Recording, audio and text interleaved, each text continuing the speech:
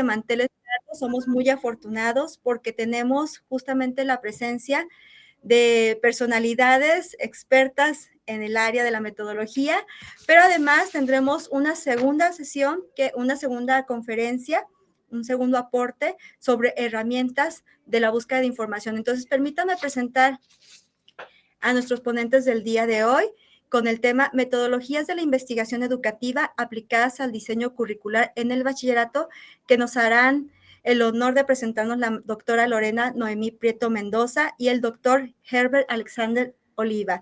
Bienvenidos, muchas gracias por estar aquí con nosotros. Me permito también hacer una pequeña semblanza de nuestros ponentes del día de hoy. Voy a iniciar con la doctora Lorena Noemí Prieto Mendoza. Ella es licenciada en Trabajo Social, maestra en Investigación en Ciencias de la Educación y doctora en Sistemas y Ambientes Educativos en la Universidad de Guadalajara. Su experiencia en la docencia en el nivel medio superior, superior y posgrados. Además, es formadora docente en los niveles medio superior y superior en temáticas como proyectos de tutoría, orientación educativa, desarrollo de habilidades para la vida, pedagogía y docencia. Es autora de baterías psicométricas en el ámbito de la orientación vocacional y habilidades para la vida.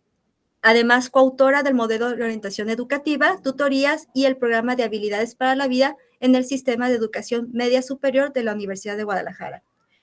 También coautora de los libros Diseño de Plan de Vida, Alto al Bullying, por una escuela libre de violencia, Estrategias psicoafectivas para el trabajo en el aula y La violencia escolar y el trabajo en el aula, una mirada a las perspectivas pedagógicas y psicoafectivas. Actualmente, la doctora Lorena es jefa de la Unidad de Orientación Educativa del Sistema de Educación Media Superior de la Universidad de Guadalajara y docente de la licenciatura en Trabajo Social de la misma Casa de Estudios. Bienvenida, doctora Lorena. Ahora quisiera también compartir con ustedes la semblanza del doctor Herbert Alexander Oliva. El doctor Herbert es un destacado profesional con una amplia formación académica y experiencia en el campo de la educación. Posee una sólida base educativa con estudios que incluyen un profesorado en estudios sociales para educación media, licenciatura en Ciencias de la Educación con especialidad en estudios sociales y licenciatura en Administración de la Educación, entre otros. Además, ha obtenido títulos de posgrado en áreas diversas, como la enseñanza de estudios sociales, pedagogía de la violencia escolar y competencias formativas para educación superior, lo que demuestra su compromiso con el aprendizaje continuo y la mejora en la práctica profesional. Actualmente se desempeña como investigador asociado para el Observatorio de Políticas Públicas de la Universidad de San Francisco, Gavidia, en El Salvador, y como profesor investigador del Departamento de Trabajo Social de la Universidad de Guadalajara, entre otros roles, claro. Además, colabora con universidades en Colombia y México impartiendo clases y contribuyendo al desarrollo académico de los estudiantes en diversas sedes. Con una trayectoria que abarca más de 10 libros publicados, el doctor Oliva ha destacado en la investigación y propuesta de intervención sobre violencia escolar, así como en la implementación de estrategias pedagógicas innovadoras en el uso de tecnologías de la información y comunicación. Su trabajo refleja un enfoque comprometido con el mejoramiento de la calidad educativa y la promoción de entornos escolares seguros y efectivos para el aprendizaje. Bienvenido, doctor Oliva. Muchísimas gracias, Fabiola. Un gusto tenerlos aquí. Yo les pido a todos que podamos apreciar toda la información que ustedes nos van a compartir, que cualquier duda, tenemos a los expertos enfrente de nosotros y creo que va a ser muy provechoso y muy lleno de expectativas positivas para nosotros, ¿sí? Entonces, la metodología es la siguiente. Yo les presento, no sé si ustedes quieran que presentemos toda la información y al final dejar un espacio de dudas o dejar abierto espacios de dudas intermitentes durante su presentación. ¿Cómo ustedes lo prefieren, doctora Lorena, doctor Oliva? Creo que pudiéramos dejar las preguntas al final para poder hacer un poquito más fluida la presentación. No sé, el doctor Herbert, ¿qué opine? Coincido. Creo que la metodología de intervención le sumaría eficiencia y eficacia. Entonces, en lo que nosotros terminamos de intervenir, pues ya que venga la ola de preguntas. ¿Sí? Entonces, bajo esa misma indicación, yo les pediría a todos nuestros participantes que si tienen alguna duda puedan publicarla en el chat esta presentación y al final podríamos leer las dudas que se presentan en el chat y dejar micrófonos abiertos para posteriores dudas que vayan surgiendo. ¿Les parece a todos? Muy bien. Entonces, iniciamos pues con esta segunda sesión de nuestro seminario permanente de literacidad, aprendizaje activo y tecnología en comunidad, con la doctora Lorena Noemí Prieto, el doctor Herbert Alexander Oliva y el tema metodologías de la investigación educativa aplicadas al diseño curricular en el bachillerato. Bienvenidos, muchas gracias. Los micrófonos son de ustedes. Muchísimas gracias. Bueno, es un gusto ver algunas caras conocidas en el auditorio y de verdad muchísimas gracias a la Preparatoria 14 por la invitación para poder compartir con ustedes un poquito respecto a la metodología de investigación aplicada específicamente en el diseño curricular. Bien, bueno, ¿por dónde comenzamos? Damos clic a la siguiente diapositiva, por favor. Lo que buscamos a través de esta socialización, que más que una conferencia, ojalá que al término de esta podamos tener una breve conversación al respecto, pero buscamos socializar algunas pautas metodológicas con ustedes para la construcción de proyectos de investigación que permitan trascender el conocimiento existente respecto a lo curricular. ¿De acuerdo? La siguiente, por favor. Cuando nosotros iniciamos o tenemos algunas inquietudes respecto a la investigación, tenemos muchísimas ideas, ¿sí? Tenemos algunas aspiraciones, algunas hipótesis, algunas preconcepciones, ideas, imaginarios respecto al tema. Ese es el punto de partida de la investigación. A todos nos ocurre que tenemos estas inquietudes, ¿sí? La siguiente, por favor. Algo que tenemos que tomar en cuenta cuando hacemos la selección de un tema es que la selección de la temática que queremos investigar es personal y que tenemos que tener en cuenta en esa exploración que en la decisión del tema de investigación están inmersos los ideales, los dilemas personales, incluso nuestra propia historia, el aporte social que estamos buscando a través de nuestra investigación, nuestras preocupaciones, los intereses institucionales, pero también los retos curriculares. Entonces, todos estos elementos giran alrededor de esta idea central que tenemos que ir generando. Pero esta decisión de investigación no está exenta o no es ajena a estos elementos que les estoy mencionando, ¿sí?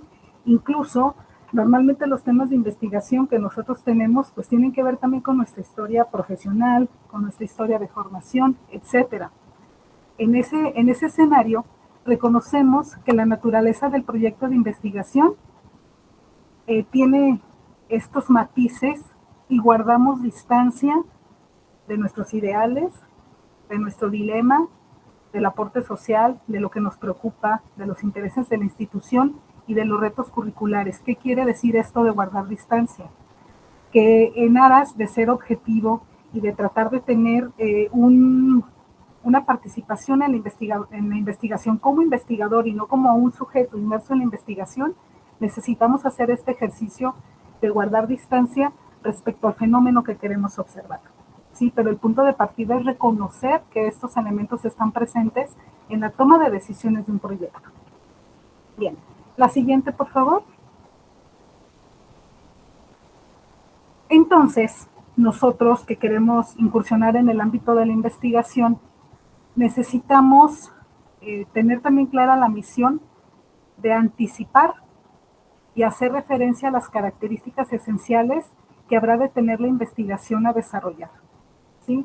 Y aquí en esta imagen vemos 3 casas, bueno, 4 por allá, una al fondo, que tienen características distintas, ¿sí? Y necesitamos como investigadores tener claridad sobre estas características esenciales que va a tener nuestra investigación, cómo la queremos desarrollar, hacia dónde queremos caminar, cuáles son nuestros propósitos, cuál va a ser nuestro marco de referencia, que eso es sumamente importante y es donde queremos partir en esta charla. Vamos anticipándonos a caracterizar la esencia de lo que nosotros queremos buscar. necesitamos tener esta claridad y normalmente cuando iniciamos, pues lógico, estamos perdidos. ¿Cómo podemos ir alineando nuestro camino o cómo podemos ir perfilando nuestra investigación? La siguiente, por favor. Y bueno, ya no sabemos esto, ¿no? Creo que quienes participamos o estamos inmersos en el ámbito educativo nos sabemos muy bien cuáles son todos los elementos que tiene que tener nuestro proyecto de investigación. Nos hablan de que hay que hacer una introducción, hay que plantear un problema, justificar por qué es importante nuestra investigación, establecer un marco teórico y metodológico, y también establecer hipótesis. Eso de acuerdo a lo que, por ejemplo, SEMS nos solicita cuando trabajamos en algún proyecto de investigación. La siguiente, por favor. En esta estructura que tenemos hay un elemento que sí está inmerso, pero que no está explícito, y es del que a mí me gustaría platicarles. Partiendo también de que la investigación nunca va a ser un proceso que va a ser lineal o rígido, y quienes han realizado investigación, que me imagino que son la mayoría de los que están aquí conectados, sabemos eso. La investigación tendría que ser un proceso que es circular y que es flexible, y que el proceso de investigación es un ir y venir entre los propósitos, la metodología, el marco teórico que planteo, mis hallazgos, el dato empírico y me regreso, ¿sí? Es un proceso circular y es un ir y venir entre el método, la teoría, la praxis, etc. La siguiente, por favor. Y hace un momentito, en la diapositiva anterior, les decía que hay un elemento bien importante que no está explícito, pero que tendría que ser explícito, al menos en la práctica de investigación, y tiene que ver con la construcción del estado del arte. Y que he notado que incluso en los procesos formativos de investigación, el estado del arte no cobra la importancia y la relevancia que tiene para los procesos de investigación, ¿sí? En el ámbito de la investigación curricular, tendríamos que estar analizando cuáles son los procesos que se tienen en otras experiencias, en otras universidades. Si nos vamos específicamente a un ámbito de alguna asignatura, tendríamos que estar haciendo una revisión de lo que existe respecto a esa asignatura, cuáles son los elementos epistemológicos, teóricos, metodológicos que están generando lo curricular en el ámbito de la educación media superior.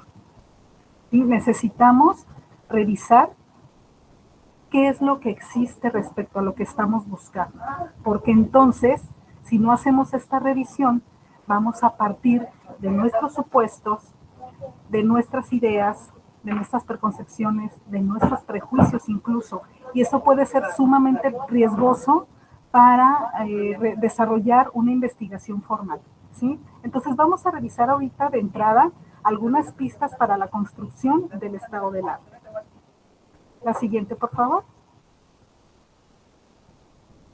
Bueno, la construcción de un estado del arte es una luz que se requiere para el investigador en el acercamiento al proyecto de investigación, ¿sí?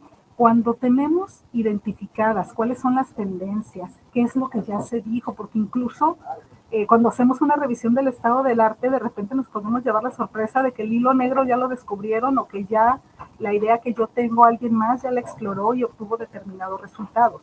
Sí, entonces necesitamos esta lamparita que nos ilumine este espectro que tenemos del fenómeno que deseamos investigar. Entonces, por eso es importante y tendría que ser el primer paso en un proceso de investigación.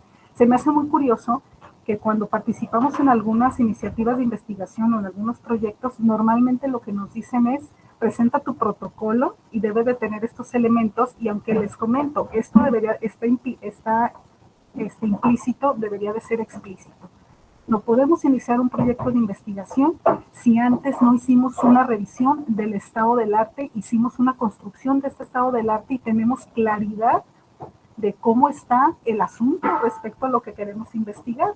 En este momento es de conocimiento de quienes estamos en el nivel medio superior que estamos en un proceso de actualización curricular.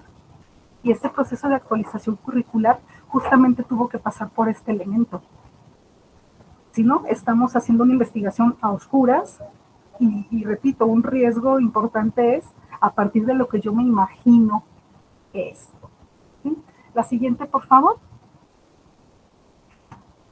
Ahora, ¿para qué el estado del arte? Bueno, nos va a permitir determinar cómo ha sido tratado el tema, cómo se encuentra actualmente la cuestión del diseño, de la evaluación curricular, de la construcción y el desarrollo de saberes en los estudiantes, etc. Si sabemos cómo ha ido avanzando el fenómeno y podemos realizar la indagación de cuáles son las tendencias que existen en ese modelo, ¿sí? o en ese elemento que estamos buscando investigar. También es una referencia que nos va a permitir tener una postura crítica sobre lo que se ha hecho y lo que falta por hacer. Que eso también, les decía hace un momento, podemos pensar que nuestro tema de investigación respecto al currículum o al desarrollo de saberes respecto a las unidades de aprendizaje que imparten son novedosas e innovadoras, pero es posible que ya alguien más haya hecho una exploración. Esto no quiere decir que no podamos hacer la exploración conforme lo estamos haciendo, pero sí tener también un referente que nos permita trazar la línea metodológica de lo que vamos a estar trabajando, ¿sí? Entonces, podemos tener una postura frente a lo que se está haciendo y que eso nos lo da también la parte teórica, desde qué perspectiva lo estás viendo, cuáles son los lentes que tienes puestos para poder observar ese fenómeno curricular que te interesa conocer. Si no tengo lentes, pues da igual, ¿verdad? Y entonces puedo estar brincando de un lado a otro sin una estructura clara, de acuerdo a lo que yo estoy buscando, pretendo indagar. También tener una postura crítica. Si tenemos información respecto al fenómeno, podemos tener una línea y un discurso que nos permita dar cuenta y hablar con los demás sobre lo que se ha dicho y lo que falta por hacer en una temática o en una problemática, ¿sí? También nos permite identificar lo que se ha dicho, cómo se ha dicho y qué falta por decir. Incluso en los temas de investigación, quienes tienen experiencia en este ámbito, cuando hablamos de justificar un proyecto, decimos que vamos a abonar al estado del arte. Y que entonces la postura o la posición que tiene un fenómeno respecto a su avance y su investigación va a ser distinta a partir de lo que yo camine, porque estoy abonando a ese estado del arte. La siguiente, por favor. Gracias. Y bueno, ¿qué es el estado del arte? Quienes tengan menos experiencia, esta información puede ser de utilidad. Quienes ya lo conocen, bueno, pues les voy a dar un breve repaso. El estado del arte es una investigación documental que nos va a permitir recuperar y trascender el conocimiento acumulado sobre un objeto de estudio en específico, ¿sí? Entonces, ese es el objetivo. ¿Para qué nos ayuda? A tener una comprensión crítica sobre el conocimiento de un fenómeno. Por eso les decía, debería de ser el primer paso de cualquier proceso de investigación para generar nuevos conocimientos y comprensiones. Es decir, repito lo que ya había dicho, estamos en un punto A partir del proceso de investigación que nosotros emprendamos, podemos llegar al punto B, y quien tenga una intención posterior respecto al mismo tema de investigación no va a iniciar desde el punto A, sino desde el punto B donde nosotros nos quedamos. Lamentablemente, en algunos procesos de investigación no se tiene el hábito de hacer esta búsqueda. Y entonces partimos de un punto A. Hola, Ismael Solís Robles, sus estudiantes. Bueno, está el usuario Ismael. Hola, chicos. Bienvenidos. Bueno, y también nos permite adoptar o desarrollar una perspectiva teórica, que eso también es riquísimo, ¿no? Porque a partir de la revisión, análisis crítico e interpretación de documentos existentes, podemos tener una perspectiva distinta. Y les voy a dar un ejemplo, y que puede ser muy polémico y no es la intención, pero por ejemplo, cuando hablamos de cuestiones de teoría feminista, no es lo mismo que yo diga lo que opino al respecto a que una persona documentada pueda emitir una opinión. Su opinión va a ser totalmente distinta. ¿Cuál es la diferencia? Que existe un bagaje teórico, un bagaje de experiencia que se alimenta con la exploración teórica y que le permite tener un juicio crítico respecto a un tema. Entonces, imaginémonos queriendo investigar o identificar cuáles son los saberes que se desarrollan en los estudiantes a partir de una unidad de aprendizaje con determinadas estrategias y que nos permita abonar al diseño curricular y que partamos de lo que nos imaginamos. Necesitamos tener un referente teórico y un referente crítico de lo que estamos buscando y queremos observar. Eso es muy valioso. La siguiente, por favor. Muy bien.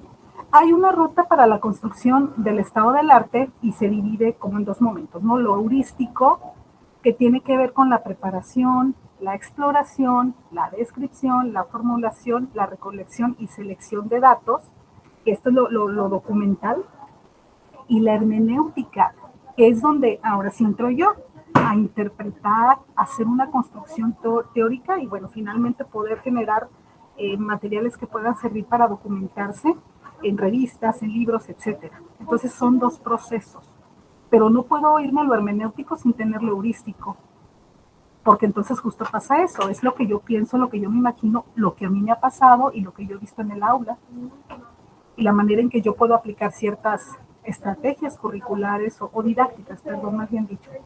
¿Sí? ¿Vamos bien hasta aquí? Espero que sí. Vamos a la siguiente, por favor. Bueno, ahora, ¿qué pasos tengo que seguir para abordar este tema del estado del arte? Tengo que tener un objetivo. Así como tengo un propósito de investigación, también en esta primera fase necesito plantear un objetivo para construir el estado del arte, y este tiene que ver con las intenciones que yo tengo como investigador respecto a lo que quiero observar en el aula, o quiero observar en el desarrollo de saberes, o quiero observar en un marco más amplio de todo el plan de estudios, por ejemplo, pero sí necesito articular mi búsqueda con esas inquietudes que tengo y establecer un objetivo también. Hay que establecer palabras clave de búsqueda. Quienes han tomado cursos de búsqueda de información, pues siempre es una recomendación básica. Identificar las fuentes de información, eso es bien, bien importante. Hay quienes en algunas áreas del conocimiento nos hablan de que no sean fuentes mayores a 5 años. Lo ideal es que sean fuentes que estén actuales. Sin embargo, también existen algunos clásicos que siguen siendo citados, ¿no? Por ejemplo, en el ámbito educativo seguimos hablando de Piaget, seguimos hablando de Vygotsky, que son clásicos que no podemos dejar de lado.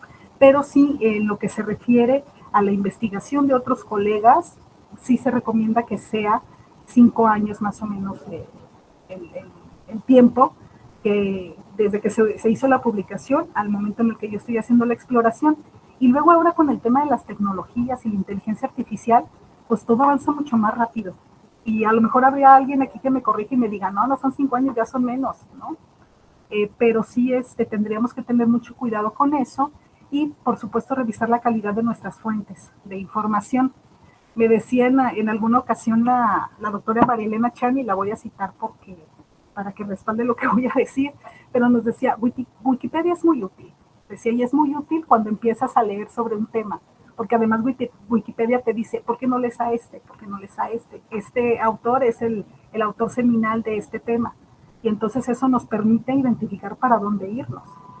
Entonces también sí es importante el tema de la calidad de las citas y ir haciendo como nuestro propio camino y también nuestro propio estilo de búsqueda de información. También, bueno, yo les hablaba de la temporalidad, de la calidad de las fuentes y, bueno, recordarles que el estado del arte es un recurso para la investigación. Hay que aprovecharlo para beneficio de sus propósitos y de verdad no hay que brincarnos este paso.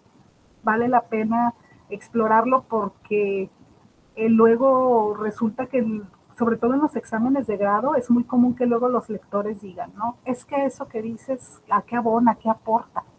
O eso ya lo habían dicho, o eso no es novedad, porque de entrada estábamos perdidos en el estado del arte, porque no es algo que en investigación nos hagan mucho énfasis, porque se asume que el estudiante o el investigador lo está haciendo. Claro, quienes ya tienen más expertise en esto, bueno, esto que les digo es muy básico. La siguiente, por favor. Vamos a ver un ejemplo y ya con esto yo termino mi intervención para darle paso al doctor Herbert. Pero aquí dice, explorar los antecedentes, la disciplina de abordaje, metodologías utilizadas y resultados obtenidos en el tema de deserción durante la pandemia. ese sería un ejemplo de un objetivo para hacer la exploración del estado del arte si el tema fuera la deserción durante la pandemia, ¿sí? Antecedentes, ¿qué disciplinas han abordado respecto al estado del arte, respecto al tema de deserción? ¿Qué metodologías se han utilizado y qué resultados se han obtenido?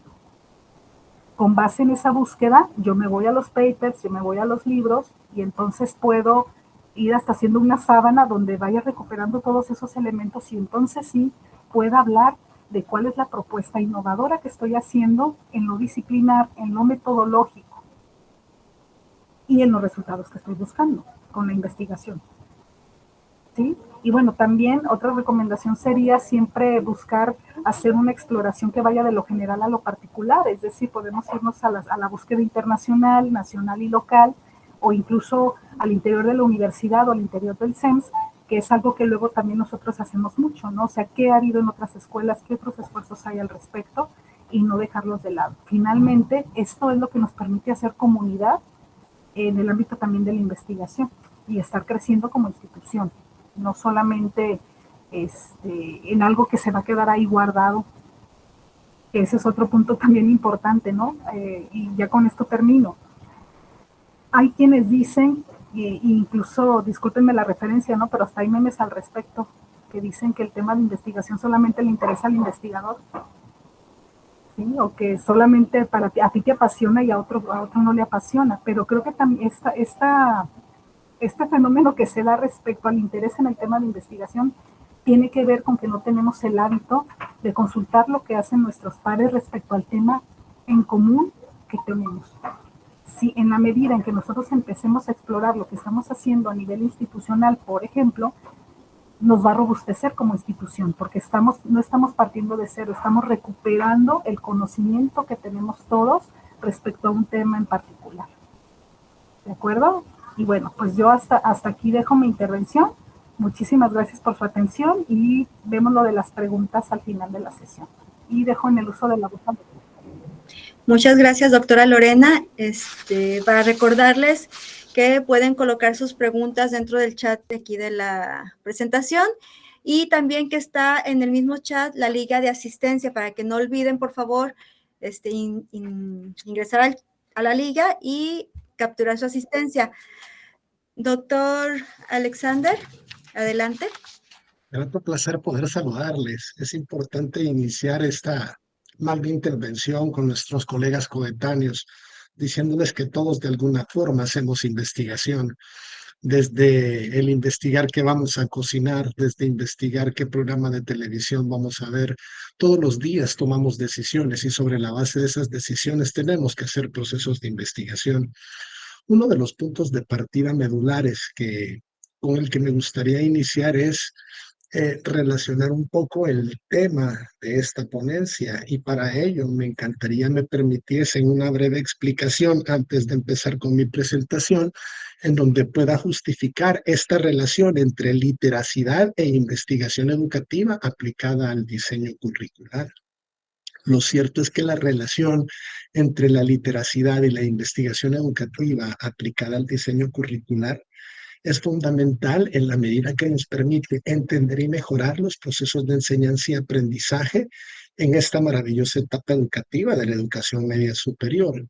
Y esto lo tengo que señalar porque la literacidad entendida como una capacidad de comprender, interpretar y producir textos en diferentes contextos, no solamente se limita únicamente a una lectura y escritura, sino que también abarca habilidades como la alfabetización digital, como la competencia mediática y el empoderamiento de una capacidad de análisis crítico que por momentos siento que se pierde con el uso y abuso de las inteligencias artificiales.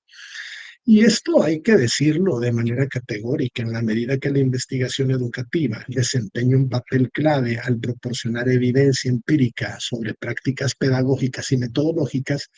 Esto nos ayuda también a promover la literacidad.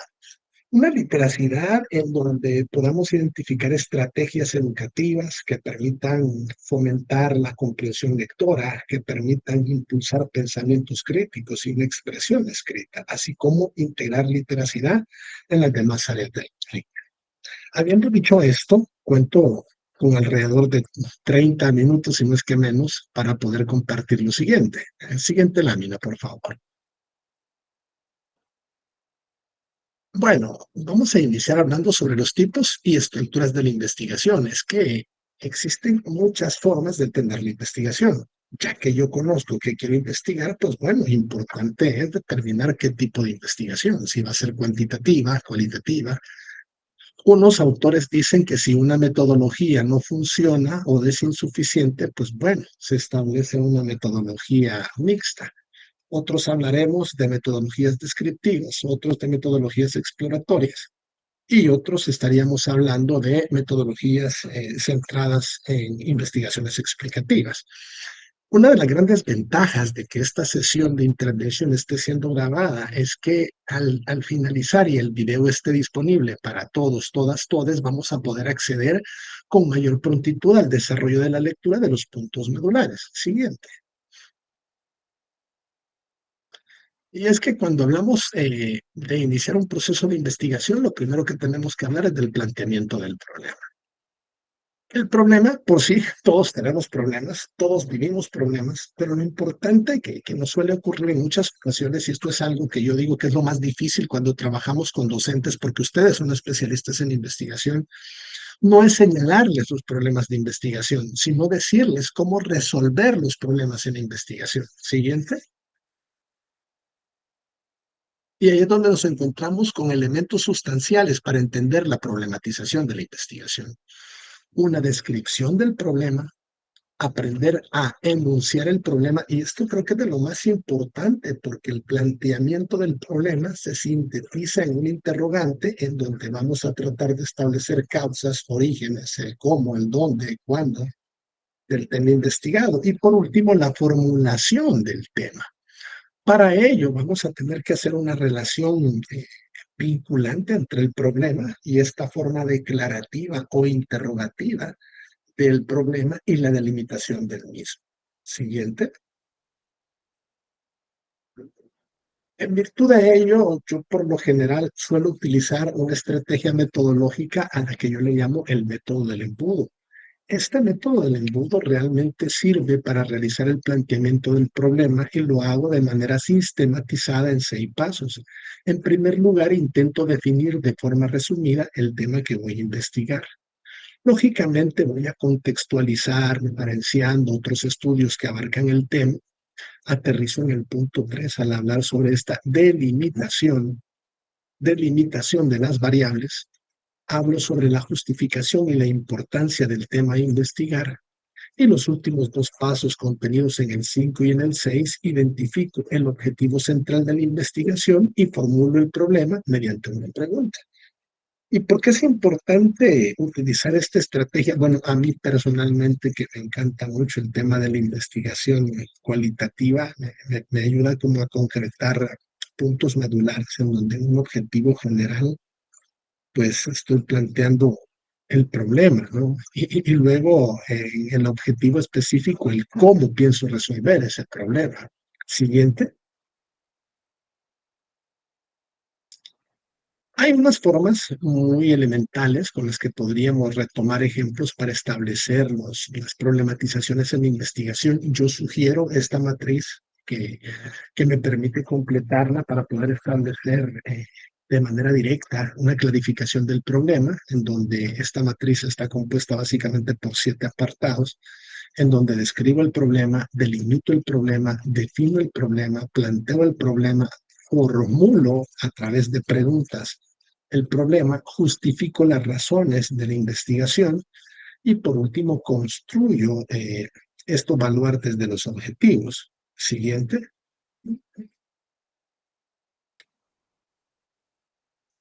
Aquí hay otro punto que es importante, muchos no les suelen darle importancia, pero creo que el estructurar una verdadera y correcta justificación del problema ayuda a que cuando estamos interactuando con nuestros asesorados, a quienes estamos orientando en sus procesos de tesis doctorales, de maestría, de pregrado, nos permite, en mi caso personal, ¿no? El tratar de ejemplificar algunas cosas. ¿Continuamos? Yo lo hago y esto los estudiantes de la MTA de CUSEA no me dejarán mentir, a quienes les mando un fuerte abrazo desde su dirección y los estudiantes en todas sus generaciones. Yo trato siempre con mucho cariño de enseñarles, ¿no?, el cómo justificamos. Y es que redactar una justificación es necesario porque da respuesta a puntos medulares en forma de interrogante. ¿Cómo establezco yo la justificación? Bueno, planteando la necesidad del proyecto a través de por qué se va a hacer el proyecto. Estableciendo la finalidad del proyecto en donde cuestiono para qué se va a hacer. ¿En qué forma beneficia la investigación o el problema que quiero investigar? Bueno, pensando en qué problemáticas voy a resolver. Y por último, y no menos importante, ¿de qué manera lo vamos a hacer? Siguiente. Esto tiene que ver también con otra etapa que es de gran valor. Entender todas las aristas que componen estos procesos de investigación no es fácil porque todos quieren ser expertos en investigación, pero creo que la mejor forma de ser experto es investigando, ¿no? Entonces, a partir de eso, hay que decir que no hay malas investigaciones. Probablemente los mecanismos de intervención que se aplican sean malos. Pero por eso es importante jerarquizar la importancia de estos elementos para saber cómo llegar a los puntos centrales de cada uno de estos elementos que componen la investigación. Vamos a ver lo siguiente. Aquí vamos a ver los fundamentos teóricos y esto lo voy a tratar de definir con pinzas, porque una forma de entender los fundamentos teóricos me permite en primer lugar conocer, establecer una diferencia entre conocer y el conocimiento. Establecer una diferencia entre el conocimiento y conocimiento científico, para luego abordar la tipología del conocimiento. Bueno, hay que decirlo de manera categórica. El conocimiento tiene procesos básicos cuando se trata de un conocimiento científico. Observar, describir, explicar y predecir. ¿Por qué vamos a caracterizar esta definición de fundamentos teóricos? Bueno, porque cuando observamos, experimentamos, inducimos, analizamos y sintetizamos, precisamente estamos creando conocimiento en cualquier área, desde cuando hablamos de fútbol, desde cuando hablamos de política, desde cuando hablamos de alimentos, cuando hablamos de diversidad cultural, pues estamos creando conocimiento. Para ello, siguiente, hay que cuestionarnos. Bueno, si estamos hablando de fundamentos teóricos, entonces hay que explicarle a la gente, a nuestros conglomerados estudiantiles, qué es un marco teórico. Pero no solamente hay que explicar qué es, sino hay que enseñarle cómo elaborarlo. Y para ello, quiero que vean la siguiente lámina. Adelante.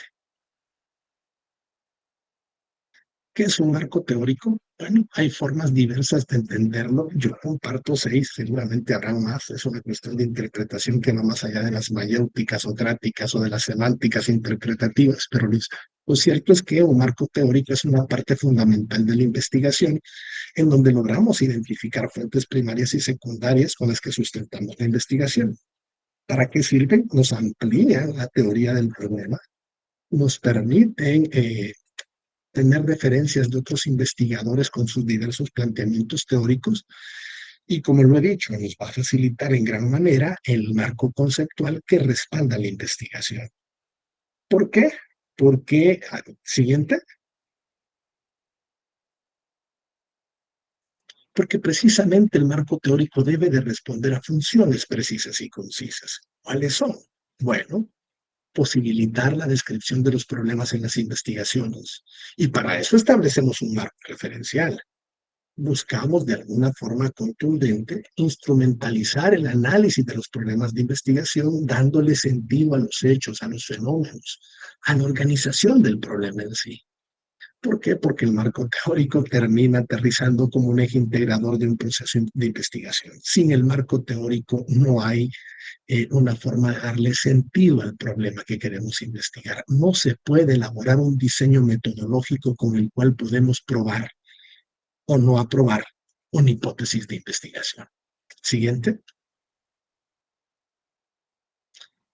Vamos a hablar de metodología. Yo quiero pedirles una disculpa porque ustedes tienen que entender que trabajar estos temas de investigación no nos alcanzan 60 minutos, sobre todo cuando los hemos dividido junto con la doctora Lorena. Sin embargo, vamos a hacer esfuerzos fundamentalmente muy precisos para que en pocos minutos podamos tener ideas claras. Insistimos, no somos magos, no tenemos varitas mágicas, no compartimos pociones mágicas, pero creemos que desde nuestra experiencia y desde el basamento científico con el que hemos hecho investigaciones, algo positivo puede generar esta maravillosa tertulia con mis colegas docentes. Y para ello hemos de señalar lo siguiente. Adelante.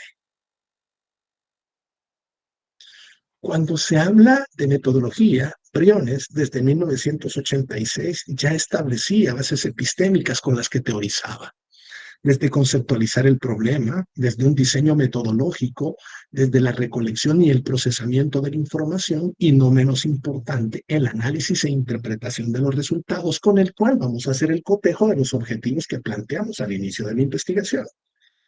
¿Qué contiene la conceptualización de un problema? Bueno, las preguntas de investigación, los objetivos, una delimitación, una justificación y un marco teórico.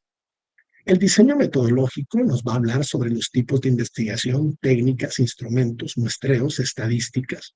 Aterrizamos en una recolección y procesamiento de la información cuando nosotros señalamos que si son fuentes secundarias, qué pautas para el análisis vamos a utilizar al momento de estudiar estos contenidos y qué técnicas vamos a elegir conforme a la estructura y a la tipología investigativa. Siguiente. Para ello, el marco metodológico va a contener enfoques de investigación cuantitativo, cualitativo, mixto. Vamos a hablar de paradigmas de la investigación, como el positivista, el interpretativo, hermenéutico, el crítico, métodos de investigación, imagínense, inductivo, deductivo, analítico, sintético, histórico.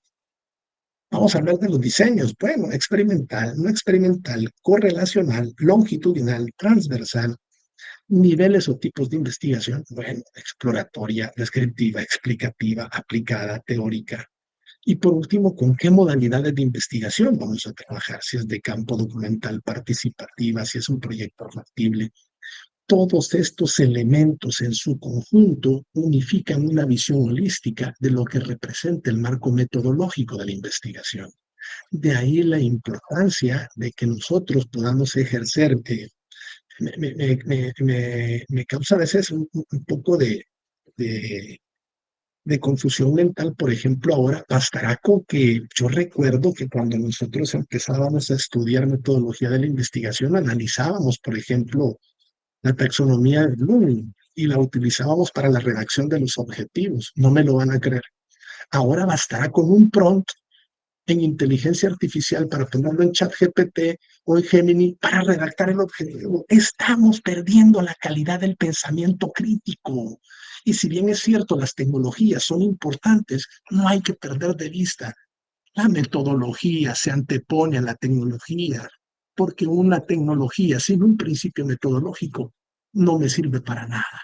Es mi humilde experiencia, quizás a lo mejor porque ya estoy grandote en edad y pues creo que sigo creyendo que no hay nada más interesante que utilizar la inteligencia y no la artificial, sino la cognitiva.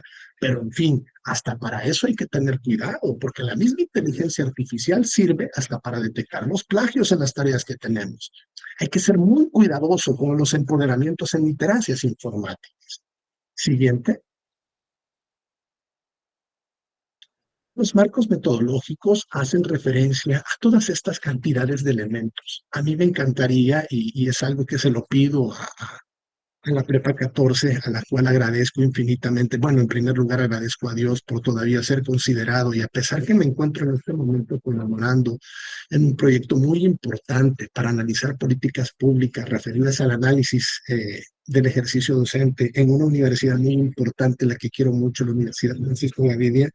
Mi corazón de león negro y egresado también de un doctorado de la UDG me permiten decirles que la mejor forma de poder hacer crecer los sistemas educativos es que todos desde nuestra experiencia generemos un granito de arena.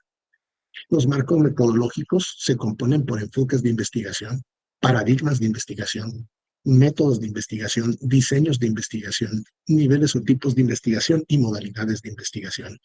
¿Por qué es importante señalar esto? Siguiente. porque vamos a poder tener claridad de las estructuras con las que necesitamos trabajar. Yo les comparto una matriz con la que ustedes van a encontrar elementos como el título, el resumen, palabras claves, introducción, revisión de la metodología, de la literatura, metodología, resultados, discusión, conclusiones, referencias, agradecimientos y apéndices, y qué es la descripción de cada uno de estos apartados, de tal forma que cuando usted esté redactando su proceso de investigación, probablemente esta matriz le pueda servir no solamente para elaborar investigación, sino también para enseñarle a sus estudiantes, a sus conglomerados estudiantiles, cómo realizar investigación. Siguiente. El resumen de la investigación me permite de alguna forma metodológicamente intervenir al presentar, bueno, ¿qué es el título de la investigación que debe redactarse? ¿Qué quiero investigar? El resumen, ¿qué más puedo investigar? La justificación, ¿por qué debo de investigar? Los objetivos, ¿para qué lo voy a investigar? El marco teórico, lo que otros dicen, la hipótesis, el método, las conclusiones y las referencias. Siguiente, ya para ir aterrizando. Para cerrar, hemos de decir con mucha humildad que no lo sabemos todo, que cada día estamos aprendiendo a generar metodologías de investigación. Y esto tiene una razón de ser. Nuestros estudiantes están aprendiendo de formas diferentes. Es paradigmático y lo digo con propiedad. He conocido de casos, por ejemplo, de jóvenes que prefieren comprar un teléfono celular de amplia gama que comprar libros para nutrir su cerebro. Estamos en una sociedad bastante interesante, una sociedad en donde muchos estudiantes están viendo por fuera el no querer estudiar, pero el sí tener apertura a redes sociales que les permitan generar ingresos, una cuenta de OnlyFans. Esto lo digo con mucha propiedad en función de qué es lo que quieren aprender los estudiantes. Realmente los sistemas educativos están subsanando las necesidades formativas de nuestros estudiantes y esto nos va a permitir, pues, entender que la investigación es un proceso que articula estos elementos. Pero estos elementos no solamente deben de articularse en visiones holísticas, sino que deben de unificarse, como dirían los gringos, en un engagement armónico y congruente. Siguiente. ¿Me permite, por favor, alguien tiene abierto el micrófono? Por favor, les pido que se cercioren de que no esté abierto su micrófono y apagarlo porque está haciendo interferencia con la aportación del doctor. Es el de la compañera América. Ese es el que está abierto en este momento. ¿Me permite, compañera América, cerrar su micrófono? Gracias, muchas gracias. Continúe, doctor. Siguiente, por favor. Miren, yo quiero decirles algo, y esto es algo que yo lo aprendí investigando. Ahí discúlpenme, yo no quiero tocar susceptibilidades, pero sí estamos en un momento muy difícil de la sociedad en donde ser educador es un reto de gran peso. Nuestros estudiantes tienen visiones cognitivas muy interesantes en las que ellos están digiriendo el aprendizaje de una forma y nosotros estamos entendiendo metodologías de enseñanza de otra. Principalmente yo puedo decir que buena parte de mi vida académica la he llevado a cabo con éxito, caminando de la mano de Dios. Entiendo que estos escenarios no son para hablar de concepciones espirituales, pero yo no veo mi vida alejado de Dios y debo de decir que bendito sea Dios, he tenido la oportunidad de nutrirme de muchas metodologías para poder enfrentar estas nuevas realidades educativas. De mi parte, es un verdadero gusto coincidir. Doctora Lorena, un fuerte abrazo. A toda la comunidad de docentes, un fuerte abrazo. Me hace mucha falta Guadalajara, realmente amo mi universidad, tengo mi corazón de león negro y no puedo más que agradecerles la oportunidad de poder explayarnos en este tema. A las autoridades de la Prepa 14 les manifestamos un cordial agradecimiento y decirles que ojalá no sea la primera ni la única vez que estamos para sumar sinergias con ustedes. ¿Y saben por qué? Porque los que somos docentes por convicción tenemos un compromiso serio para seguir fomentando más y más aprendizaje. Que Dios me los bendiga. Un fuerte abrazo y quedamos atentos a las preguntas. Muchas gracias por sus aportaciones, doctora Lorena, doctor Herbert. Definitivamente no será la última vez que nos veamos por aquí. Estamos muy complacidos con sus aportaciones. Y pues bueno, a mí me pareció muy sencilla, muy digerible, pero sobre todo muy importante todo lo que nos han compartido. Me gustaría escuchar a los compañeros. ¿Alguien tiene alguna duda? Compañera, maestra América Consuelo, su manita estaba levantada. No sé si aún tenga el interés de compartir su duda, su comentario con nosotros. ¿Alguien más que quiera compartir alguna duda, algún comentario para nuestros ponentes? Adelante, doctora maestra Silvia. Muchas gracias. No se escucha, se cerró su micrófono, maestra Silvia. Perdón, una disculpa. Doctora Lorena, doctor Herbert, hasta entendí. Muy facilito la manera en que plantean las cosas. Yo anotaba en los comentarios de la asistencia que además en mi caso muy pertinente porque justo estoy trabajando con el protocolo para enviar a SEMS. Entonces me cayó, entendí, bueno, no sé si perfecto, ya me evaluarán cuando envíe a SEMS. Pero sí me pareció muy pertinente, muy fácil la manera en que lo plantearon y muy interesante. Muchas gracias. Y bueno, gracias a en Prepa 14, ¿no? Que nos permiten participar en este seminario. Muchas gracias por compartir con nosotros, maestra Silvia. Efectivamente, yo también estoy de acuerdo en que esto fue muy digerible para todos. ¿Alguien más que quiera compartirnos alguna duda, algún comentario? Yo, por mi parte, en lo que se animan mis compañeros, quiero comentarles, bueno, cuando uno empieza con este proceso de la investigación y que empieza a diseñar como su planteamiento del problema, cuál es la implicación que quiere tener o que tiene en estos proyectos que desea iniciar.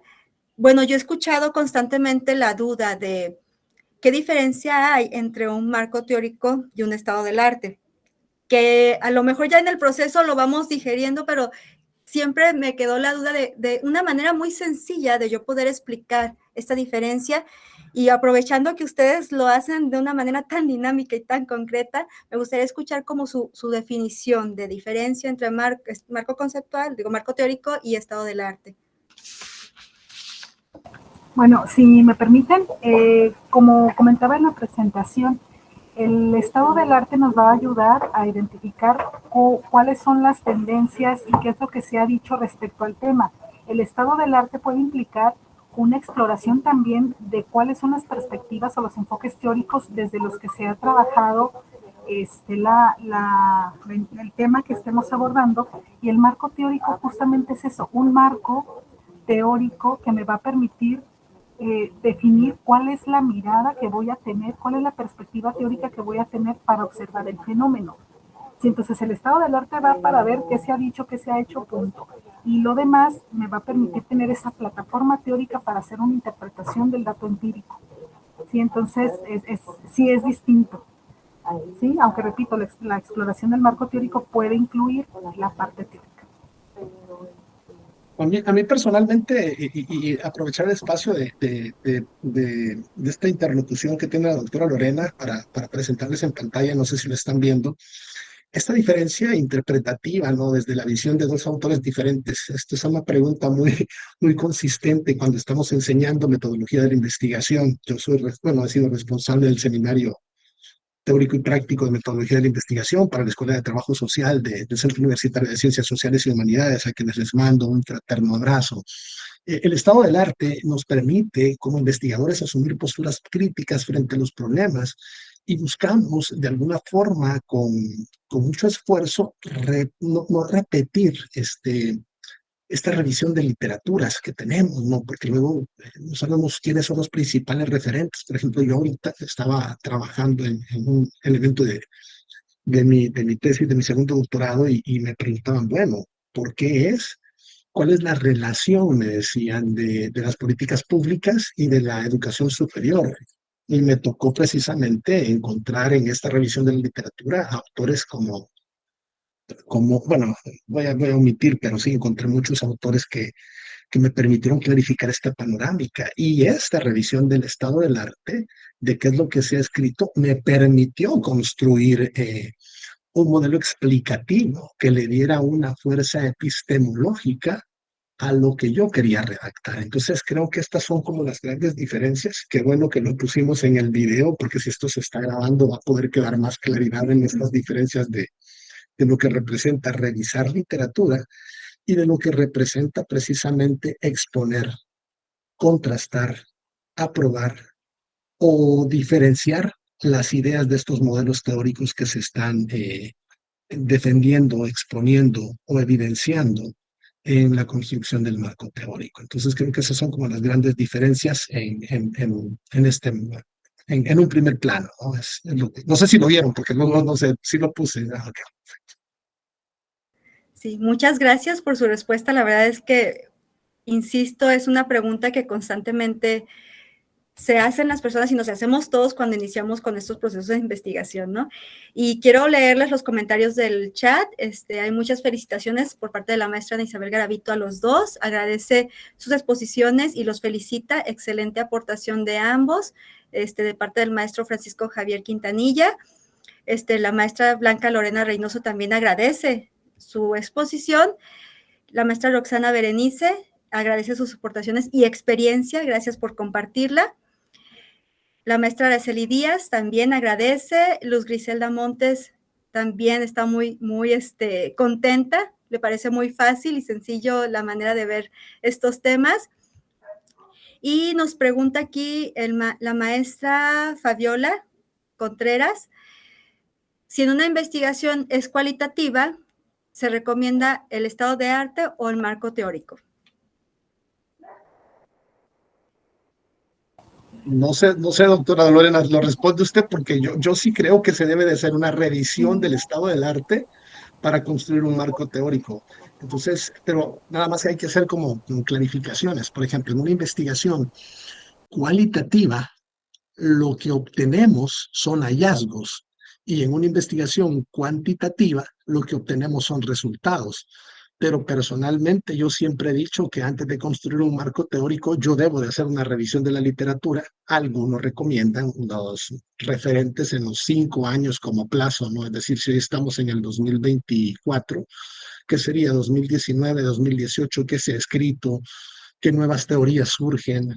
Pero sí, no puede haber una disociación entre un estado del arte y un marco teórico. Yo sí creo que primero reviso lo que se ha escrito para construir mi propuesta de modelo teórico. Doctora Lorena. Sí, igual, justo eso, ¿no? La revisión del estado del arte y del marco teórico no es exclusiva de algún tipo de investigación, o sea, si es investigación cuantitativa o cualitativa, tendríamos que hacer ese recorrido por el estado del arte y del marco teórico. Excelente, entonces pues continuamos con las felicitaciones. La maestra María Dolores los felicita, el maestro Alejandro Giovanni también un saludo, gran maestro, excelente amigo, un fuerte abrazo, menciona a él. La maestra Irma también muy clara su exposición, excelente, y pues bueno, agradece la respuesta de ustedes ante las preguntas.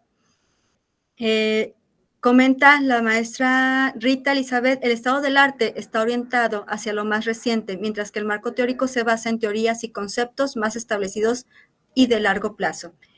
Y la maestra Fabiola Contreras agradece también la respuesta, los aportes que han tenido hacia con nosotros. No sé si hay algún otro comentario, alguna otra duda que quieran compartir con nosotros. Yo más que comentario, nada más es una clarificación. Hay referentes bibliográficos que no pierden caducidad. O sea, el gran error que cometemos es que decimos, es que después de 5 años, después de 5 años, o sea, ya no me funciona para la redacción para la revisión de un marco, de un estado del arte. Yo digo, no, a ver, hay libros que por antonomasia tienen un peso o un derecho adquirido, ¿no? Entonces yo sí creo que hay referentes teóricos que por más años que hayan pasado no pierden validez científica en la construcción del conocimiento. Entonces sí es importante decirlo que habrán fuentes teóricas de gran valor que a pesar que tienen muchísimos años de haber sido escritas, por ejemplo, la pedagogía de Comenius, ¿no? O sea,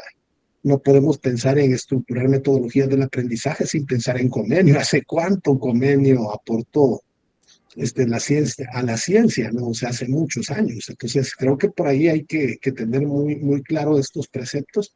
Pero bueno, ya hemos de tener oportunidad de que nos inviten a alguna clase para poder hacer un modelo de investigación. Por supuesto, ya está grabado, ya, aquí está grabado. El maestro Alejandro Giovanni tenía su manita levantada. ¿No? Tiene su micrófono apagado, maestro. Iba a sumar al tema, perdón, buenas tardes a todos, pero el ejemplo que da el doctor Herbert no puede ser más claro. Un saludo. Muy bien, adelante. Muchas gracias por su aportación, maestro Alejandro. Pues no sé si hay algún comentario, alguna duda.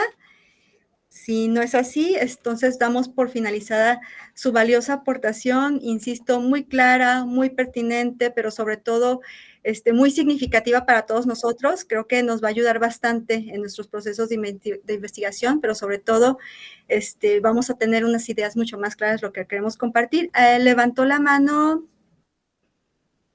permítanme. Ay, perdón, la levanté yo, ¿verdad? ¿Era el maestro Francisco? El maestro Francisco. Adelante, maestro Francisco. Fue por error, pero a pesar de eso, quiero agradecer, ya tengo un doctorado y he hecho algunas tesis, pero la forma en que clarifican ellos la metodología nos quita leer libros de muchas páginas para llegar a esa claridad. Muchísimas gracias. Muchas gracias a usted por su aportación. Pues les agradezco, doctora Lorena Prieto, un gusto, doctor Herbert, mucho gusto también en tenerlos aquí. Están invitados, obviamente, no es la primera ni la última vez que los vamos a tener aquí con nosotros. Entonces, pues, les agradezco. Maestra Fabiola Contreras, levantó su mano. Creo que también fue por error. Pues nada, muchas gracias y nos vemos aquí pronto. Muchas Gracias, felicidades. bonita tarde, muchas gracias. Hasta luego. Bendiciones, bendiciones.